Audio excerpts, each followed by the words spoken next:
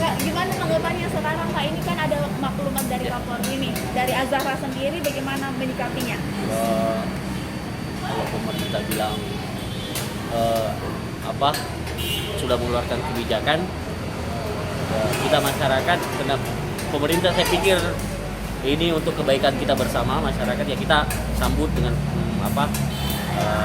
meskipun dengan terpaksa ya, karena kita kan tempat tongkrongan ya tempat tongkrong, dan upaya yang cuma kami bisa lakukan ya, kita tidak izinkan orang nongkrong, tapi kita tetap pakai sistem take away.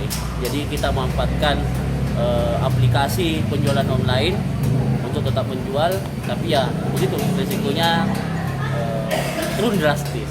Kalau Azahra sendiri ini kan maksudnya dikenal dengan warkop yang paling ramai, hampir 24 jam banyak sekali dikunjungi. Ada tidak perbedaannya dengan situasi saat ini? Oh, sangat berbeda lah. Nah itu karena sangat berbeda karena memang dari dulu memang masyarakat mengenal kita itu adalah tempat tongkrongan, sehingga ketika kemudian budaya nongkrongan itu kemudian dibatasi dengan kebijakan pemerintah yang terasa sekali.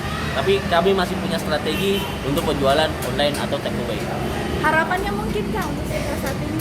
Kita banyak berdoa sama-sama, semoga pandemi COVID-19 ini cepat berlalu dan kita semua sehat-sehat. Dan harapan untuk pemerintah khususnya ke pihak perbankan ya, kalau pihak perbankan ya dimudahkanlah untuk keuangan kami ini.